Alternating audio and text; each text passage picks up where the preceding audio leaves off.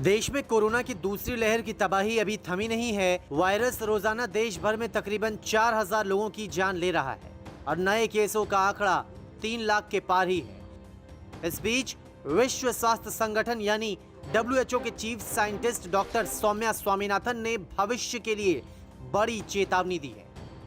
उन्होंने कहा है कि आने वाले वक्त में कोरोना की और लहरें भारत में मुश्किलें बढ़ा सकती है। कोरोना से जंग में अगले 6 से 12 महीने भारत की कोशिशों के लिहाज से बेहद अहम रहने वाले हैं। एक अखबार को दिए गए इंटरव्यू में डॉक्टर स्वामीनाथन ने कहा, महामारी के इस जंग में बहुत कुछ वायरस के विकास पर निर्भर करता है।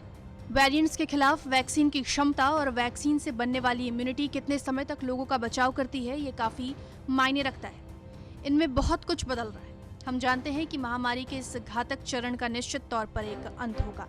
साल 2021 के अंत तक हम ऐसा देख सकते हैं जब दुनिया की तकरीबन 30% आबादी वैक्सीनेट हो जाए। यही वो वक्त होगा जब हम लगातार हो रही मौतों में गिरावट देखना शुरू करेंगे। इसके बाद 2022 में वैक्सीनेशन में तेजी आ सकती है। महामारी का दूसरा चरण चल रहा है। अब भी कई मुश्किल पड़ाव बाकी हैं। हमें अगले 6 से 12 महीनों के अपने प्रदर्शन पर ध्यान देना होगा, जो कि बहुत मुश्किल समय हो सकता है। इसके बाद ही संक्रमण पर नियंत्रण या महामारी को जड़ से मिटाने के लिए लंबी अवधि की योजना पर बात करनी चाहिए।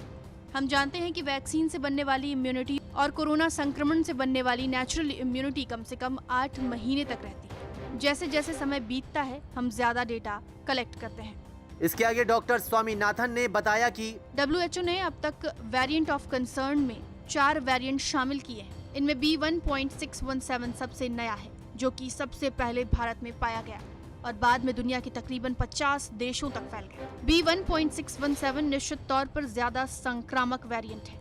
ये ओरिजिनल स्ट्रेन से 1.5 से 2 गुना ज्यादा संक्रामक हो सकता है। इतना ही नहीं, ये ब्रिटेन में पाए गए B117 वेरिएंट से भी ज्यादा खतरनाक हो सकता है, जिसने भारत की भी चिंता बढ़ा दी है।